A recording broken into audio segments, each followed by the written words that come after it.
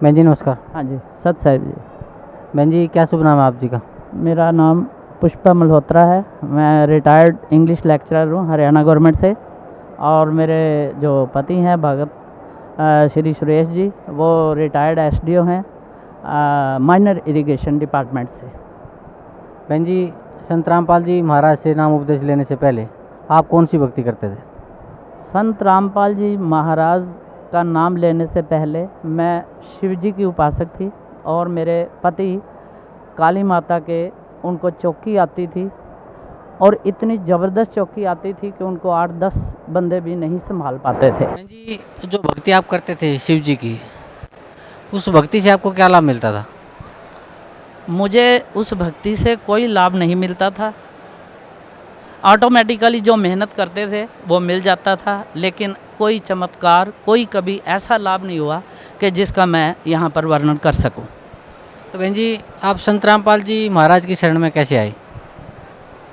मेरे छोटे बेटे ने संत रामपाल जी महाराज की एक दिन टीवी पर, उस टाइम 2004 में आस्था चैनल पर गुरुजी का प्रवचन आ रहा था। अचानक इसने खोला तो उसमें गुरुजी सृष्टि रचना के बारे में बता रहे थे। तो मेरा बच्चा ये बचपन से ही परमात्मा की तलाश में था, किसी पंडित वगैरह को नहीं मानता था, जबकि हम जाते थे पंडितों के पास। तो जब इसने सृष्टि रचना सुनी तो तुरंत ये सुबह रोहतक कोरंथा चला गया और इसने जाकर परमात्मा की शरण में इनका नाम दान ले लिया। उसके बाद ये हमें बहुत स्ट्रेस करता रहा कि आप संत रामपाल जी महाराज जी का नाम ले लो, ये परमात्मा आए हुए हैं धरती पर, लेकिन हम इसकी नहीं सुनते थे। 4 साल तक वो बहुत रोता रहा, कहता रहा, लेकिन हम उस भक्ति में इतने लीन थे कि उनको छोड़ना नहीं चाहते थे। हमारे घर में कष्ट भी बहुत आए, ऐसी अनहोनी भी हो जाती थी जिसका कोई समाधान नहीं हो पाता था लास्ट में। लेकिन मैं सत्संग जरूर सुनने जाती थी इसके साथ। तो एक मैं परमात्मा का नाम लेने से पहले एक बहुत बड़ा चमत्कार हुआ कि मैं नाम लेने के लिए नहीं आई हुई थी। यहाँ दौलतपुर जो छोटा आश्रम है, वहाँ पर हम 18 जून 2008 को सत्संग सुनने आए हुए थे। सत्संग खत्म होने के बाद, कबीर जी का प्रकाश दिवस था, सत्संग खत्म होने के बाद जब परमात्मा आशीर्वाद दे रहे थे तो मेरी रूह कांप गई। परमात्मा का जो मैंने चेहरे पर प्रकाश देखा, शायद मैंने उसके बाद नहीं देख पाई, जबकि मैंने नाम नहीं लिया हुआ था। मेरे आंखों में आंसू आ गए, मेरा शरीर कांपने लगा। फटाफट मैं भागी भगत जी की तरफ कि हम परमात्मा गुरु जी का नाम लेते हैं। कहते हैं तेरे को क्या हो गया है? कि मैं तो माता का भगत हूँ, मेरे को कहकर चले गए। 10 मिनट के बाद मैं जब रोती रही तो मैंने 10 मिनट के बाद वापस आ गए तुरंत। परमात्मा का ऐसा चमत्कार हुआ, रजत बेटे को बुलाया, बहुत खुश हुआ कि मैंने कहा हमने नाम लेना है। तो इस तरह से परमात्मा ने नाम लेने से पहले ही अपना रूप हमें दिखा दिया कि यही परमात्मा है, ही इज़ कबीर गॉड।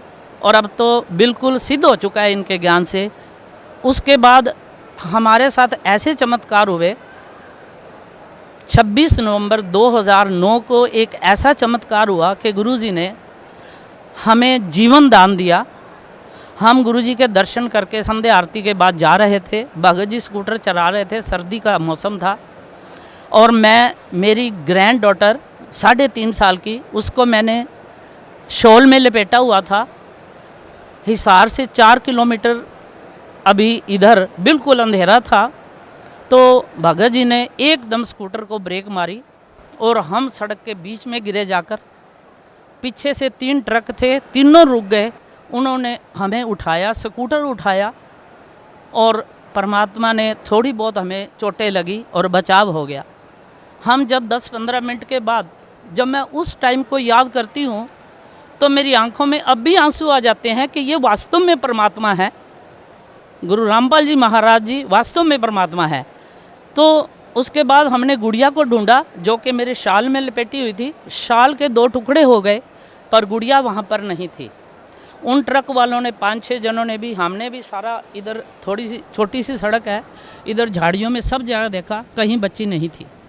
बड़े परेशान हुए कि घर जाके पूछेंगे कि बच्ची कहाँ गई, कहीं दिखे तो सही जख्मी किसी हालत में, लेकिन वो बच्ची हमें कहीं नहीं दिखी। अंत में मैं परमात्मा से हम खड़े होकर प्रार्थना करने लगे, हे भगवान, हे गुरुजी, कि वहाँ पर गुड़िया नहीं थी। तो 5-7 मिनट के बाद गुड़िया हम मेरे गोडे के पास खड़ी हो गई। हमने उसको उठाया और जैसे कैसे घर पहुँचे, डॉक्टर से दिखाया, अपने को थोड़ी बहुत चोटें लगी थी, दोनों को, भगत जी को और मेरे को। गुड़िया बिल्कुल सेफ थी।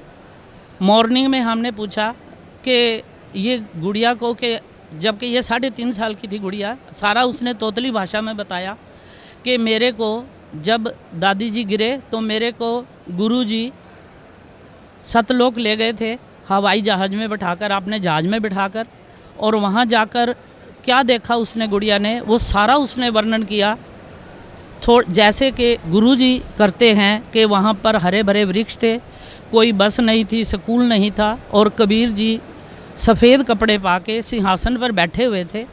फिर हमने पूछा कि फिर तू नीचे कैसे आई? कहती है फिर उन्होंने मेरे को थोड़ा सा जल पिलाया और उसने कहा कि, उन्होंने, कबीर जी ने कहा, परमात्मा ने कहा कि ले बेटा जा, तेरी उम्र बढ़ा दी। तो फिर गुरु रामपाल जी महाराज मेरे को अपने, गुरु जी मेरे को अपने हवाई जहाज़ में नीचे छोड़ कर गए। तो परमात्मा के पास फिर हम दर्शन करने आए। दूसरे दिन गुरुजी ने बताया कि मैं ही वहाँ पर गऊ बना था सड़क पर, मैं ही वहाँ पर खड़ा था, आप तीनों की मौत थी। परमात्मा ने, ये वास्तव में कबीर परमात्मा है जिन्होंने हम तीनों को बचाया, और विशेषकर गुड़िया का दूसरा जन्म था। और इसके अलावा डेली इतने चमत्कार होते हैं जिसका कोई वर्णन नहीं है। लेकिन एक मैं अपने लाइफ का चमत्कार बताती हूँ कि मुझे बचपन से ही माइग्रेन, सिर दर्द थी। इतनी एजुकेशन ली, कभी भी मेरे सिर दर्द ठीक नहीं हुई। मेरे पर्स में टैबलेट रहती थी, सब वीकली 2-3 बार डॉक्टर आता था, इंजेक्शन देता था, तब जाकर सुबह मेरी सिर दर्द ठीक होती थी। मैं वास्तव में अपने दिल से कह रही हूँ कि जब से मैंने परमात्मा का नाम लिया है, मैंने आज तक कभी टैबलेट नहीं ली, चाहे मैं 24 घंटे काम कर लूँ और धूप में चली जाऊँ, छाँव में चली जाऊँ, कभी मेरे सिर दर्द नहीं हुई। तो ये वास्तव में कबीर परमात्मा है, और इन्होंने सिद्ध भी कर दिया है अपने वेदों से, शास्त्रों से, पवित्र गुरु ग्रंथ साहिब से, कुरान शरीफ से, बाइबल से। हम पढ़े लिखे हैं, सारा वर्णन इन्होंने सिद्ध कर दिया है कि कबीर गॉड कौन है, कि कबीर परमात्मा है, उसका क्या प्रोसेस है भक्ति का, जिससे हमें ये जो जन्म मरण के बंधन से हम छूट सकते हैं। वास्तव में मैं तो यही कहूँगी कि यही कबीर परमात्मा है। इनका ज्ञान धरती पर किसी के पास नहीं है। हम बहुत धक्के खाते थे, कभी किसी के पास जाते थे, कभी किसी के पास जाते थे, कोई किसी के पास प्रूफ के साथ ज्ञान नहीं है। ये हमें प्रूव करके सिद्ध करते हैं कि परमात्मा, Kabir is God and Sant Rampal ji Maharaj is God. बहन जी, भक्त समाज को क्या संदेश देना चाहते हैं आप? मैं एक एजुकेटेड पर्सन होने के नाते, अपना पूरा परिवार एजुकेटेड है, यही संदेश देना चाहती हूँ कि आप किसी को ब्लाइंडली फॉलो मत करो। संत रामपाल जी महाराज एक एक अक्षर, एक एक शास्त्र से सिद्ध करते हैं कि परमात्मा कौन है। किसी इस धरती, क्या मैं कहती हूँ कि ब्रह्मा विष्णु महेश के पास भी ये चीज़, उनको भी ये नहीं पता कि परमात्मा कौन है। तो मैं सभी भाई बहनों से ये प्रार्थना करती हूँ कि आप जीवन में भटको मत। कम हेयर इन दी शरण ऑफ गुरु संत रामपाल जी महाराज, और इनका सच्चा नाम लेकर जो 3 मंत्र का नाम देते हैं, वास्तव में उसके प्रोसेस करने से ही पता चल जाता है।